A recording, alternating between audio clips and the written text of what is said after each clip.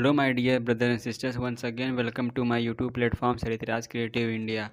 Welcome to my this NCRT Geography series. Now we have to reach the chapter number 3. The chapter number 3 is motions of the earth. So let's start. So first we try to understand what we have to covering in this video, means what is the topic that we are going to covering in this lecture. So the first these are the 7 points that we are have to covering in this lecture. First is about orbital plane. First is about orbital plane. Second is the what is circle of illumination. Third is the rotation and revolution. And fourth point is the summer solstice. फिर fifth is the winter solstice. फिर spring इक्वनेक्स, फिर autumn इक्वनेक्स. ये सभी हम लोग इस video में cover करेंगे. तो लेट्स स्टार्ट. या पहले आप समझ लीजिए हम लोग ये सब क्यों पढ़ेंगे. इसका मुख्य कारण है कि जो हम लोग अपने साल भर में सीज़न देखते हैं, समर, विंटर, स्प्रिंग, ऑटम, इन सभी को आपका जितने भी डाउट रहेंगे सब आपका क्लियर हो जाएंगे यहाँ पे किस तरीके से होते हैं ये सभी चीज़. ठीक है, चलिए चालू करते हैं. तो हम लोग पहले इंट्रोडक्शन ले लेते हैं इस वीडियो का, मतलब इस कुछ बेसिक पॉइंट का जो कि हम लोग को जानना ज़रूरी है. जैसा कि हमने पिछले लास्ट 2 चैप्टर में हमने यह सीख लिया है कि जो पृथ्वी की जो मोशन होती है दो प्रकार से होती है. एक रोटेशन होती है, एक रिवोल्यूशन होती है. तो अगर आप पिछला वीडियो नहीं देखे तो एक बार उसे देख लीजिए. उससे आपको यह वीडियो देखने में बहुत अच्छे से समझने में कोई प्रॉब्लम नहीं होगी. ओके, तो पहले आपका 2 चीज़ होता है, एक रोटेशन होता है, एक रिवोल्यूशन होता है. अब देखिए ये हम यहाँ पे डायरेक्ट बता दे रहे हैं कि जो रोटेशन होती है और कैसे होती है आप पिछले वीडियो में समझ सकते हैं. तो रोटेशन होती है is happening on its axis, और जो रिवोल्यूशन होती है इन ऑन इट्स ऑर्बिट. अब एक्सिस एक बार फिर से बता सकते हैं कि जिससे ये आपकी पृथ्वी है, तो पृथ्वी पे पृथ्वी जो रोटेशन जो मूवमेंट करती है, गति करती है, इसे घूमती रहती है.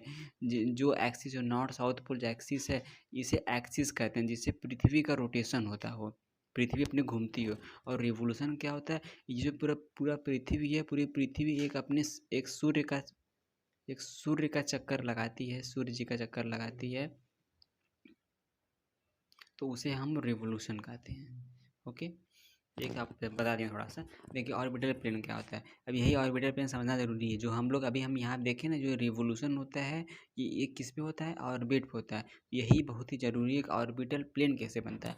मतलब जो जिस फेस में, जिस इंक्लिनेशन में पृथ्वी अपने ऑर्बिट को, मतलब कि सन का चक्कर लगाती है, उस अगर सरफेस को पूरा मिला दिया जाए, ज्वाइन कर दिया जाए, एक दूसरे लाइन से पूरा सील दिया जाए, एक कोने को दूसरे कोने से ऑर्बिट को, तो उसे हम लोग ऑर्बिटल प्लेन कहेंगे.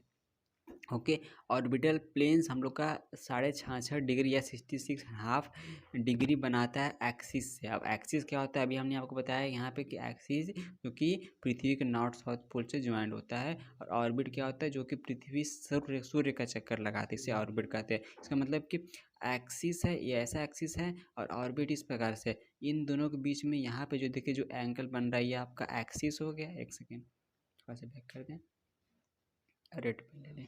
यह आपका ये देखिए आपका यह एक्सिस हो गया, और यह देखिए ऑर्बिटल प्लेन है. ये of the orbits of the अर्थ या ऑर्बिटल प्लेन बोल सकते हैं. ऑर्बिटल प्लेन और एक्सिस के बीच में जो ये आपका एंगल बन रहा है, ये एंगल आपका 66.5 डिग्री है. 66 हाफ 1/2 ये आपका डिग्री बन गया, ये आपका बना रही है. अब देखिए हम लोग करते हैं सर्कल ऑफ इल्यूमिनेशन क्या होता है. जैसा कि हम लोग जानते हैं कि सूर्य की रोशनी लगातार हर ग्रहों पे पड़ती रहती है, लेकिन पृथ्वी का जो शेप है, अन्य प्लैनेट का जो शेप है सबका स्फीरिकल शेप है. तो ऐसा ये तो पॉसिबल नहीं कि उसके पूरे सरफेस पे उसका सूर्य की रोशनी पहुँचे. तो इस कारण से अगर हम लोग पृथ्वी का सरफेस हम लोग का स्ट्रक्चर जानते हैं, कोई जीगोट शेप बनाता है, पूरी तरीके से स्फीरिकल नहीं बनाता है. लेकिन अगर स्पीकर बनाएगा तो भी अगर बात किया जाए तो जो पृथ्वी के सूर्य की रोशनी होती है लगातार हम लोग के सरफेस से पड़ती रहती है. लेकिन किसी भी अगर हम लोग इसे हमारे जो चैनल लोगो इसको हम सूर्य मान लें, और इसको हम एक सेकंड को इरेज कर लेते हैं. ठीक, इसको हम सूर्य मान लेते हैं, और ये आपका पृथ्वी है. ठीक, पृथ्वी पर अगर यह पर लगातार यहाँ से सूर्य डायरेक्ट से रोशनी गिर रही है, तो यह तो इम्पॉसिबल है कि इसकी इस साइड भी रोशनी आवे, क्योंकि स्पीरिकल शेप है तो इसके एक ही सरफेस से सूर्य गिरेगी. तो वही जो एक सरफेस पे गिरेगी, इसका मतलब अगर कहीं एक लाइन बनाएगी जो कि आधा सरफेस रोशनी से प्रकाशित रहेगा, और आधा साइड जो रहेगा वो अंधेरा रहेगा, पूरा ब्लैक रहेगा.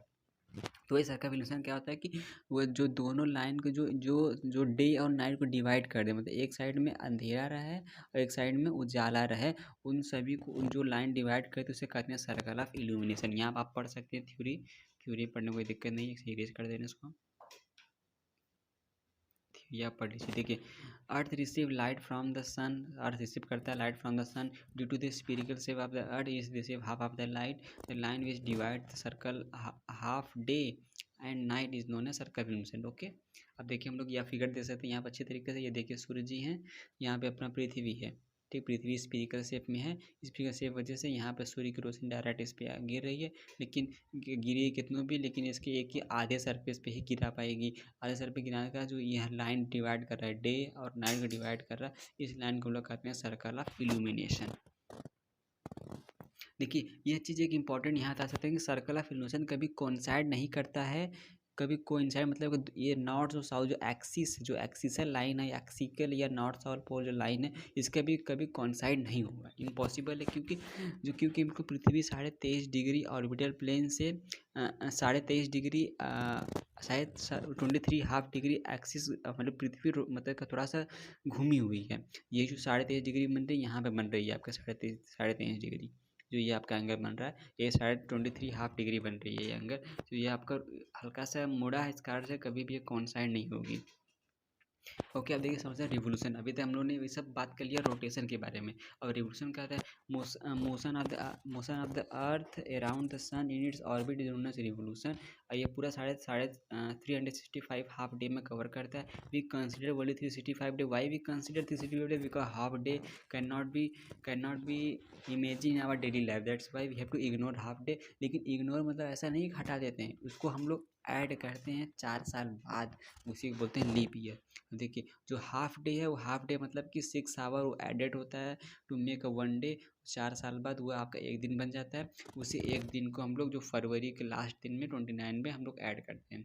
आप समझते हैं इलिप्टिकल ऑर्बिट का होता है ये। अब यहाँ से कॉन्सेप्ट बहुत ही बेसिक, यहाँ से आपको अगर यहाँ से आप पिछला कुछ देखें ना देखें, लेकिन यहाँ समझना बहुत ज़रूरी है, क्योंकि यहाँ जो समझेंगे तो आपको जो सीज़न का चेंजिंग होती है, समर विंटर ऑटम स्प्रिंग, ये सब कैसे होता है उन सब के बारे में आप अच्छे तरीके से ज्ञात हो जाएंगे, परिचित हो जाएंगे।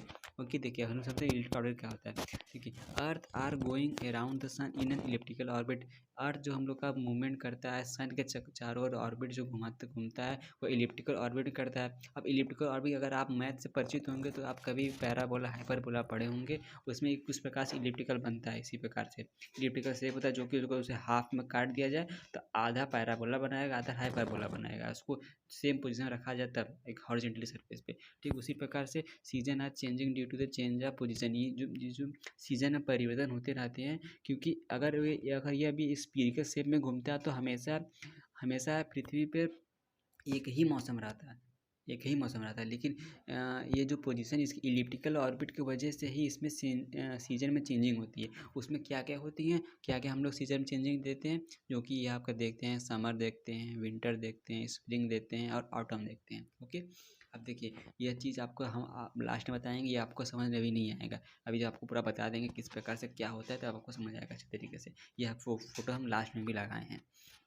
अब देखिए पहले समझते हैं समर सॉलिस्टिस क्या होता है। उससे समर सॉलिस्टिस समझने से पहले हम लोग ये आप जानते होंगे कि समर होता है क्या। समर मतलब कि गर्मी हो गया, लेकिन सॉलिस्टिस के नया टर्म सुन रहे होंगे, सॉलिस्टिस क्या होता है, अच्छी बात है, जानना जरूरी है। अब देखिए समर तो हम जानते हैं गर्मी हो गया, लेकिन सॉलिस्टिस क्या होता है, जो यह आपका पृथ्वी, या समर तो हम समझते हैं कि गर्मी है, लेकिन सॉलिस्टिस है ये एक पोजीशन ऑफ द अर्थ है with respect to the earth, मतलब with respect to the sun.